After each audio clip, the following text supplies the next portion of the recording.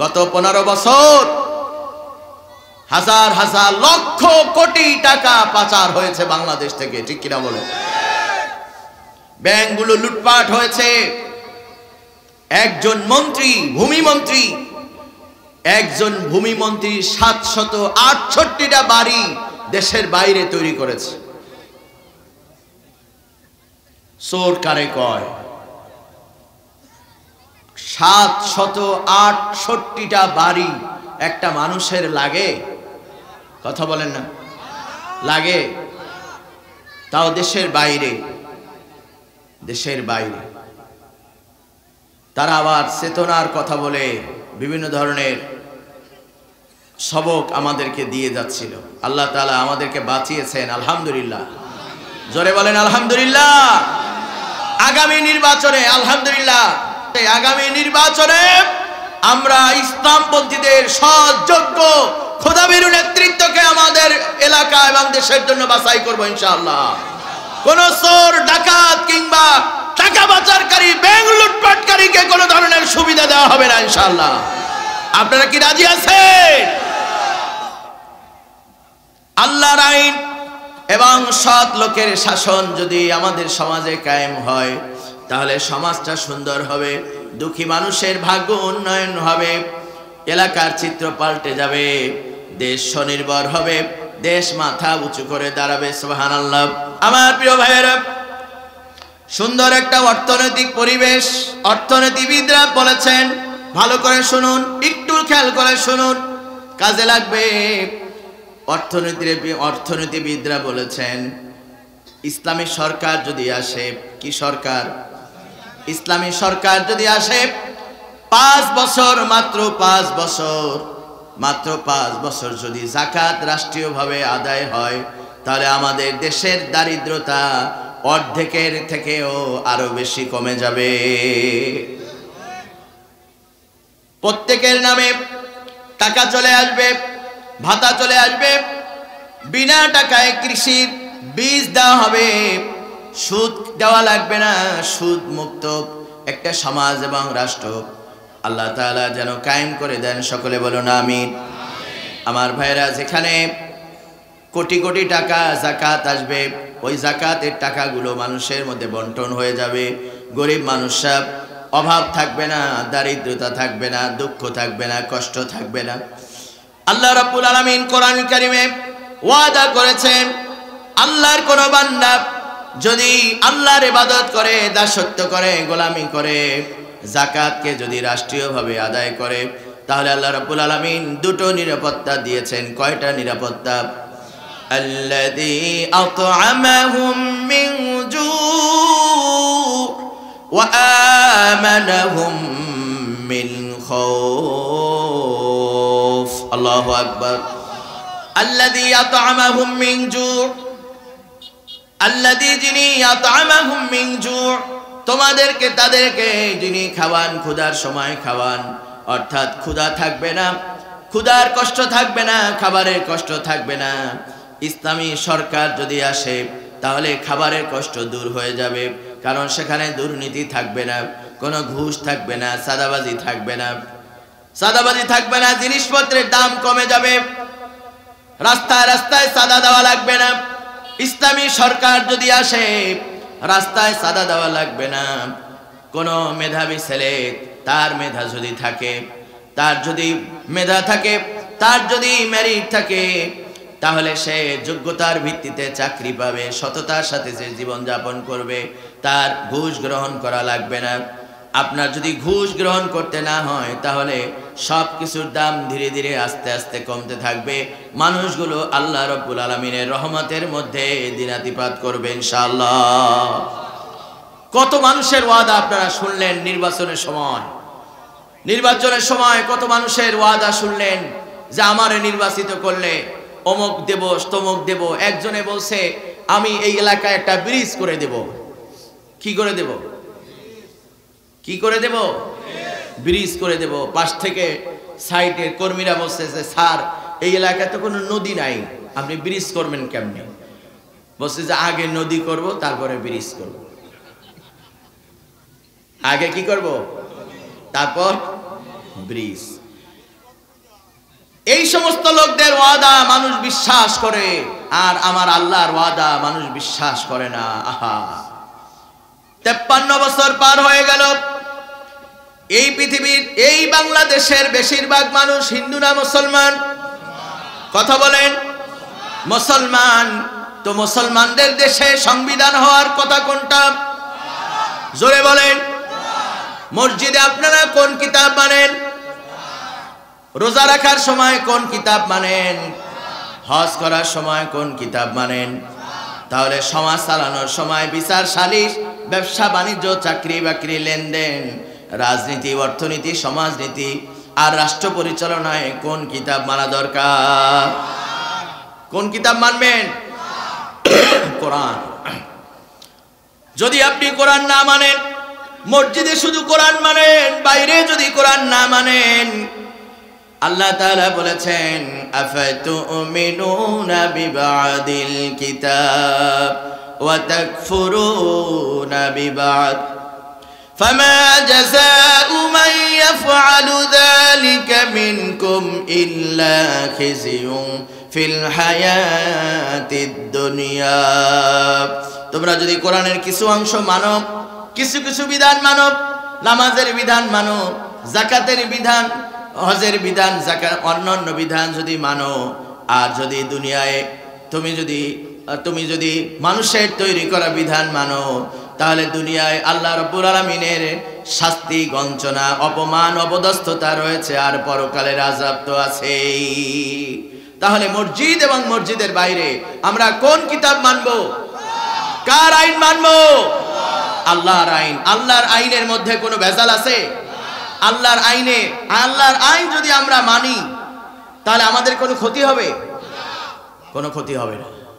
আল্লাহ যেগুলো আমাদের জন্য দিয়েছেন সেগুলো আমাদের জন্য ভালো না খারাপ?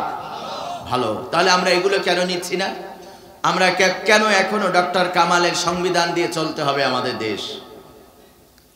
কেউ তো আমরা কোনোদিন আওয়াজ করলাম না আমরা এখন আর মানুষের তৈরি করা সংবিধান আমাদের দেশে চলতে দিব না।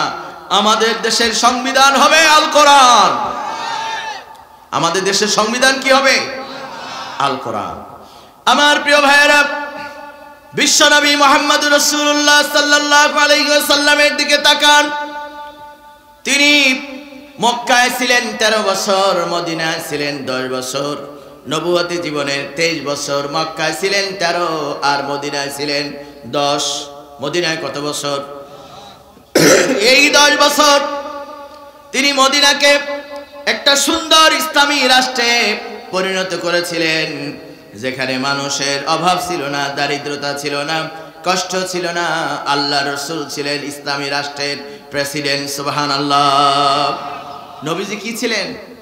প্রেসিডেন্ট ছিলেন। বলেন কি ছিলেন? প্রেসিডেন্ট ছিলেন, রাষ্ট্রপ্রধান ছিলেন আমার রাসূল। তিনি ছিল মসজিদের ইমাম ছিলেন না, তিনি ছিল ধর্মীয় কোন নেতা ছিলেন না, গতানুগতিক কোন রাষ্ট্র, গতানুগতিক কোন সমাজ সংস্কারক ছিলেন না। আমার রাসূল ছিলেন রাষ্ট্রপ্রধান, মদিনার ইসলামী রাষ্ট্রের প্রধান ছিলেন বিশ্বনবী মুহাম্মদুর রাসূলুল্লাহ সাল্লাল্লাহু আলাইহি ওয়াসাল্লাম। আলহামদুলিল্লাহ বলেন। আমার প্রিয় ভাইয়েরা, এবার আমি একটু জিজ্ঞেস করি, আমি যে টুপিটা মাথায় দিলাম কার সুন্নাহ? দাড়ি মুখে আছে, এটা সুন্নাহ কার? দাড়ির দরকার আছে না নাই? একটা সুন্নাহ কবরে নিয়ে যাইতে পারবেন, বলেন তো সেটা কোন সুন্নাহ? টুপি নিয়ে যাইতে পারবেন কবরে? লম্বা জামা কোনটা যাবে? এই সুন্নাহকে কবরে নিয়ে যেতে চান কে কে? আলহামদুলিল্লাহ, আলহামদুলিল্লাহ, আল্লাহ কবুল করেন, বলেন আমিন। এই যে সুন্নাহ আমরা মানি, আল্লাহ রাসূলের আরেকটা সুন্নাহ আছে। এই সুন্নাহর ব্যাপারে আমাদের কোনো খবর নাই, খোঁজ নাই, এ ব্যাপারে আমরা উদাসীন, বেখবর। এই সুন্নাহটা হলো রাসূল দুপুরে ভাত খাওয়া শেষে একটু কাইলুলা করেছেন, রেস্ট করেছেন। আল্লাহ রাসূল সুগন্ধি ব্যবহার করতেন, এটা সুন্নাহ। আল্লাহ রাসূল লাউ পছন্দ করতেন, মিষ্টি পছন্দ করতেন, এগুলো যেমন সুন্নাহ, ঠিক তেমনি বিশ্বনবী মুহাম্মদুর রাসূলুল্লাহ সাল্লাল্লাহু আলাইহি ওয়াসাল্লাম মদিনাকে কোরআন দিয়ে রাষ্ট্র পরিচালনা করেছেন। কি দিয়ে? এটাও হচ্ছে সুন্নাহ। এটা কি সুন্নাহ? এই সুন্নাহ কবে মানবেন? কবে? মরার পরে ইনশাআল্লাহ। বলে ইনশাআল্লাহ। আগামী নির্বাচনে আলহামদুলিল্লাহ আপনাদের থেকে এই কথা আসছে, আগামী নির্বাচনে আমরা ইসলামপন্থীদের সৎযোগ্য খোদাভীরু নেতৃত্বকে আমাদের এলাকা এবং দেশের জন্য বাছাই করব ইনশাআল্লাহ। কোন চোর ডাকাত কিংবা টাকা পাচারকারী ব্যাংক লুটপাটকারীকে কোনো ধরনের সুবিধা দেওয়া হবে না ইনশাআল্লাহ। আপনারা কি রাজি আছেন? আল্লাহর আইন এবং সৎ লোকের শাসন যদি আমাদের সমাজে কায়েম হয় তাহলে সমাজটা সুন্দর হবে, দুঃখী মানুষের ভাগ্য উন্নয়ন হবে, এলাকার চিত্র পাল্টে যাবে, দেশ স্বনির্ভর হবে, দেশ মাথা উঁচু করে দাঁড়াবে। সুবহানাল্লাহ।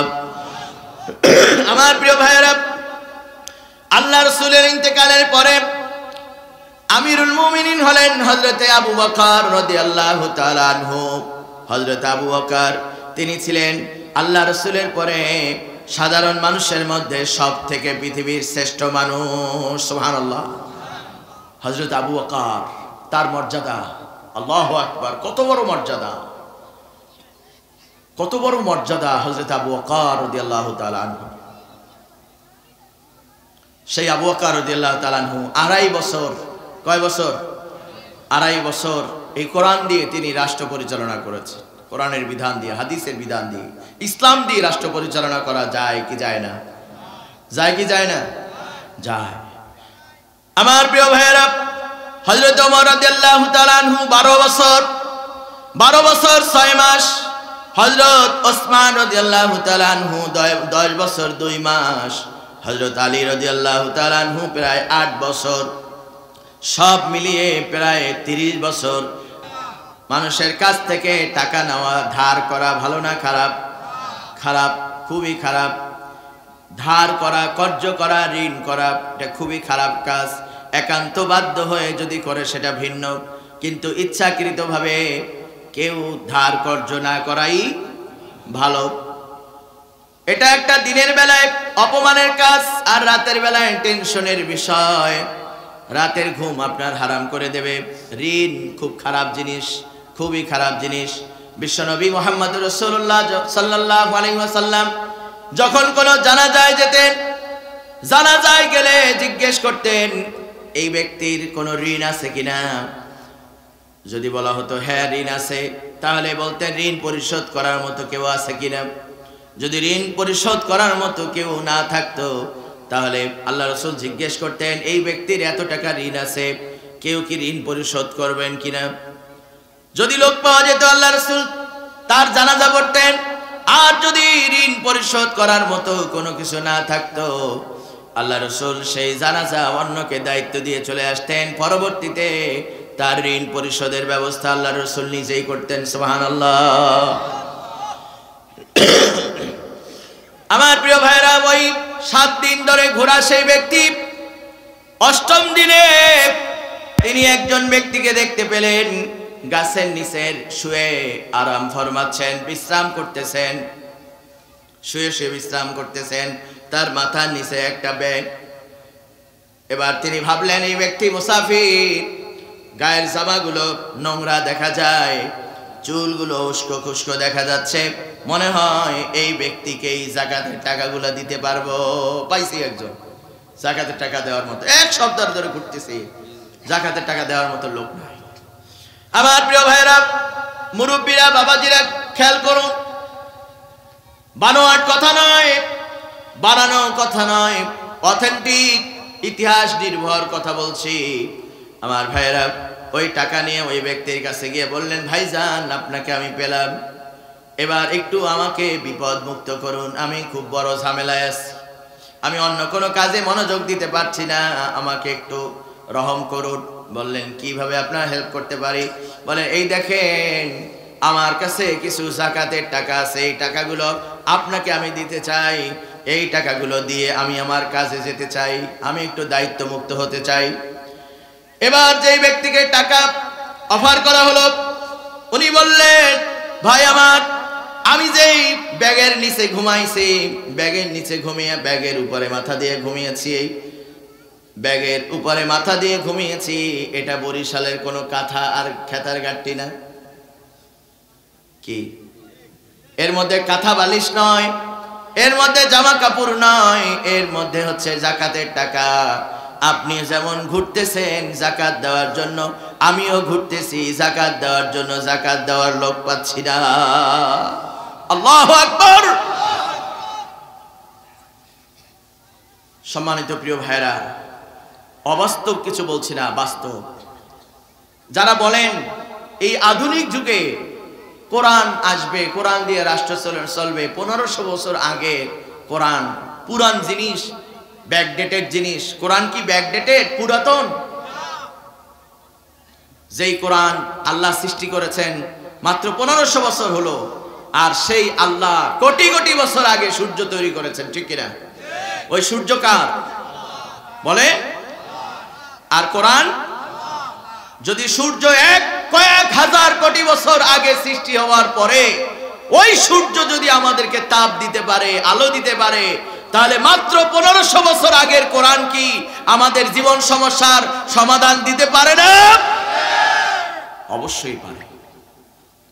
শুধুমাত্র পোড়া কপাল্লা যারা, ওরা বলে কোরআন দিয়ে আজকের আধুনিক যুগে রাষ্ট্র সমাজ চলতে পারে না, এগুলো মুনাফিক। এগুলো কি? মুনাফিক।